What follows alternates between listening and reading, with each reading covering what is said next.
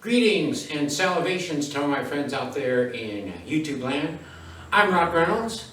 It's 25 July 2024 here in North Royalton, Ohio. I'll do my parade wave in case I ever get in a parade.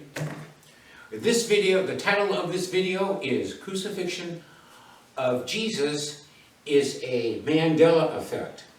I have 12 slides. So let's get started. Slide 1 of 12. Introduction, video outline. This video is the first of 3 videos discussing the crucifixion of Jesus. Second video title is Personal Experience with Mandela Effect. Third video title, Who are the Jinn? Outline of this first video. First, a background of my religious beliefs founded on the messages of Jesus. Second, presentation of Quran 4:157. Quran 4:157 describes the crucifixion of Jesus as an event that appeared to happen but did not happen. The textbook definition of Mandela Effect and why I believe Quran 4:157. Third, Mandela Effect observations. Fourth, is the crucifixion of Jesus as Mandela Effect related to the stolen ending of Mark's Gospel? Fifth and last, teaser for my second Crucifixion of Jesus video. On to slide 2 of 12. I'm a big believer in the existence and, more importantly, the messages of Jesus. The purpose of this video is not to diminish the Jesus story, but is to promote the real Jesus story. I was raised Christian and still really like most Christians. Over 35 years ago, I started reading the Gospels. When I started reading, I immediately became a great admirer of Jesus due to Jesus' conflicts with religious authorities, not from Jesus rising from the dead. A first question that arose in my mind: why are those in charge of worshiping God planning to murder the Son of God? Over 30 years ago, I stopped calling myself Christian, but became a stronger believer in Jesus. On to slide 3 of 12. The foundation of my current existence started with the 2 profound messages of Jesus. The most important Jesus message is that the law of Creator's universe is not Mosaic law, but instead the law of Creator's universe is just 2 commandments. Matthew chapter 22, verse 40. On these 2 commandments hang all the law and the prophets. Jesus vacated Mosaic law. Jesus' second most important message, one of the only 2 commandments, is the golden rule, to treat others as you wish to be treated. That's in Matthew chapter 7, verse 12, and Luke chapter 6, verse 31. And as ye would that men should do to you, do ye also to them likewise. These 2 profound messages had never before been delivered to man. I hear lots of people say that Jesus is a copy of previous prophets. No other prophets gave these 2 messages. And that's pretty big. Not Mosaic law, and treat others as you wish to be treated. On to slide 4 of 12. So here's Quran 4:157. I'll read it at the top. And for boasting, we killed the Messiah, Jesus, son of Mary, the messenger of Allah, but they neither killed nor crucified him. It was only made to appear so. Even those who argue for this crucifixion are in doubt. They have no knowledge whatsoever, only making assumptions. They certainly did not kill him. So I've highlighted there that they did not crucify him, but it appeared that he was crucified. According to YouTube channel Polite Leader, the majority of the Islamic world would subscribe to what is known as the substitution theory. That is, that someone was put on the cross in place of Jesus. But substitution theory is not what the original translation says. Original translation is textbook definition of Mandela Effect. Something appeared to happen, but it didn't happen. Where on earth would Muhammad even have gotten the idea to describe the crucifixion of Jesus, an event that allegedly happened 600 years prior to Muhammad, as an event that appeared to happen but did not happen? Answer. Muhammad claimed that Quran was dictated to Muhammad telepathically from Allah.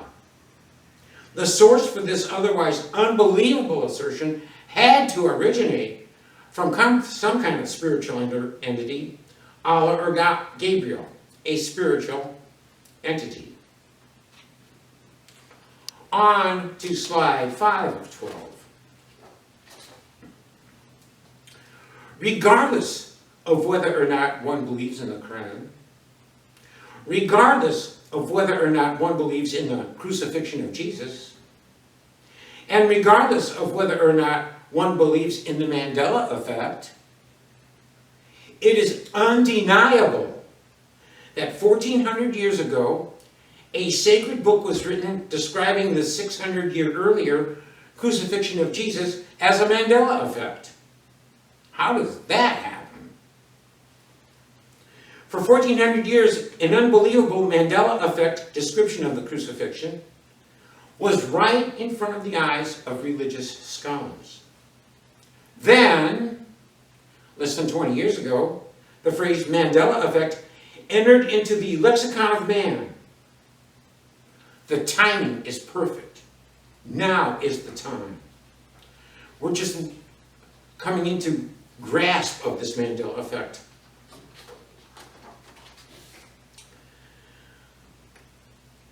Slide 6 of 12. It is my belief that the crucifixion of Jesus was a Mandela Effect. I do not believe in the resurrection of Jesus because I do not believe in the crucifixion of Jesus. If Creator's universe can impart a Mandela Effect for Nelson Mandela, why not Jesus? It is my belief that crucifixion was a Mandela Effect is a belief that Creator's universe saved Jesus with magic. So if you're looking for magic, Mandela Effect is still there. It is my belief that Mandela Effect is a more powerful magic than raising from the dead. Is Mandela Effect more unbelievable than Jesus rising from the dead? The crucifixion was a divergent timeline that was later erased by Creator's universe. Jesus was not crucified. Page 7 of 12. The reason that Creator's universe imparts Mandela effects on rare occasions is to enable Creator's universe to have authority to pass judgment on those with evil intent. Mandela effect enables those with evil intent to carry out and complete their diabolical schemes without terminating the victim. If Creator's universe had merely prevented the crucifixion of Jesus, those with evil intent would have said, we weren't really going to kill Jesus. The Jesus that very few individuals witnessed on the cross was not the real Jesus, but instead was Jesus' guardian angel, a jinn. Jesus was off somewhere, unconscious most of the time. When Jesus regained consciousness, Jesus was as woozy as could be, and Jesus had no clue about the attempted crucifixion. When Jesus' guardian angel appeared to die on the cross, get a load of this. The veil of the temple was rent in twain from top to bottom. That's in all three synoptic gospels. I highlighted Mark's, chapter 15, verse 38. The veil of the temple is the hidden part of the temple. The Holy of Holies, where the Ark of the Covenant was kept. When Jesus appeared to die on the cross, the Holy of Holies split in two, and the Ark had to have fallen through the temple floor. Bible doesn't say any more than that. Kind of interesting. Page 8 of 12. I'm going to talk about the missing ending of Mark. Very few church-attending folks know, but all Bible scholars know that the authentic version of Mark's Gospel ends at chapter 16, verse 8. Chapter 16, verse 8. And they, who was Mary Magdalene and Mary, the mother of James and Salome, went out quickly and fled from the sepulchre, for they trembled and were amazed. Neither said they anything to any man, for they were afraid. They didn't say anything to anyone. That's the end of the authentic version. The next two verses, 9 and 10, are obviously fake because they contradict the last authentic ending. Here's 9. Now when Jesus was risen early, the first day of the week, he appeared first to Mary Magdalene, out of whom he had cast 7 devils. Verse 10, and she went and told them that had been with him as they mourned and wept. So which is true? Verse 8, that they said nothing to anyone, or Mary went and told them that had been with him. These verses cannot both be true. Either they said nothing to anyone or they told somebody. Obviously, at least one of the females said something to someone at some time for their female witness testimony to be recorded in Mark's Gospel. Slide 9 of 12. All of the existing endings to Mark's Gospel are fake. Was there an authentic ending to Mark's Gospel that was not fake? Yes, there was. But nobody knows what it said. It's been stolen and you're not allowed to read it. I do not know the general contents of the missing authentic ending of Mark's Gospel, but it is highly probable that the authentic ending included real witnesses to a Jesus that was alive after the so-called crucifixion. Although I do not know the general contents of the stolen authentic ending of Mark's Gospel, I do know what the very last verse will say. The very last verse will say, the end of the gospel of Jesus Christ. How do I know that? Look at chapter 1, verse 1. The beginning of the gospel of Jesus Christ. If you're going to put a pointer on the beginning, you're going to put a pointer on the end. All Bible scholars know that chapter 16, verse 8 is the end of the authentic version of Mark. 0 Bible scholars discuss the stolen ending of Mark. To all Bible scholars, the stolen ending of Mark is no big deal. I disagree. Okay, we've got 3 more slides left. We're on slide 12. What I'm doing here, you don't really have to pay that much attention to 10 and 11, but I'm going to put in some links. But then I'm going to tie it all in with the last slide. Okay, I discovered Quran 457 in October 2022. Prior to October 2022, I had no clue about Quran's reference to Jesus. Islam considers Jesus to have been a great prophet. On my website, I have a Rules of the Universe page. There's a link with the last update of 24 August 2017. On this page, I have a section, link in the table of contents, titled 6th Universe Concept, The Past Can Change. And there's a link to that section. Scroll down 2 pages and you will find a subsection titled Mandela Effect, which starts with the text, evidence that the past can change is starting to reveal itself via YouTube videos that discuss a phenomenon called Mandela Effect. 3 Mandela phenomena that are high on the discussion list are Berenstain Bears, Nelson Mandela, and lion vis-a-vis wolf. So I wrote that back in 2017. Page 11, 2 more slides to go. Also on my website, I have a page titled Universe Version 2, New Garden of Eden, which should say New Creator's Garden. There's a link to that. You can read it right now.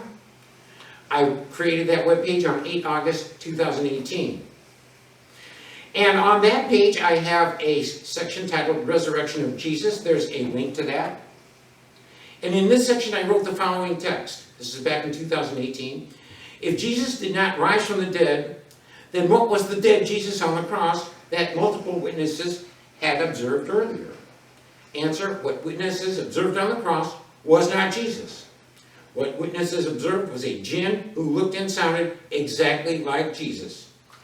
An equivalent sequence of events later led multiple witnesses to falsely observe a dead Nelson Mandela in prison. And the last slide.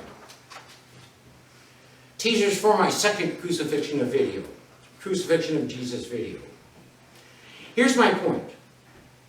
First, not later than 24 August 2017, I wrote, The Past Can Change. I wrote that section in sequential order. I had never heard of Mandela Effect until about 2 weeks after I had written The Past Can Change. Second, not later than 8 August 2018, I wrote the section Resurrection of Jesus, in which I wrote Jesus was not really resurrected, and that the apparent crucifixion was equivalent to multiple witnesses falsely observing a dead Nelson Mandela in prison. Third and last, in October 2022, I discovered Quran 4:157, which I went through earlier, stating that the crucifixion of Jesus was a Mandela effect, just as I had previously written on my website. I wrote that Jesus' crucifixion was a Mandela effect before I ever found Quran 4:157. What on earth led me to write that the past can change in the first place? Why did I write that? Stay tuned for the second video, in which I give testimony to the event of 12 September 2006 in Parma, Ohio, when I was tasered twice and stun-gunned 5 times by Parma cops. Video title, Personal Experience with Mandela Effect. On 12 September 2006, I had never heard of Mandela Effect. I had some heads up before I ever encountered Quran 4:157. Stay tuned for the second video, folks. I'm pleased as punch to have had this opportunity to serve for your educational needs. I'm Rock Reynolds. Wrap with you later.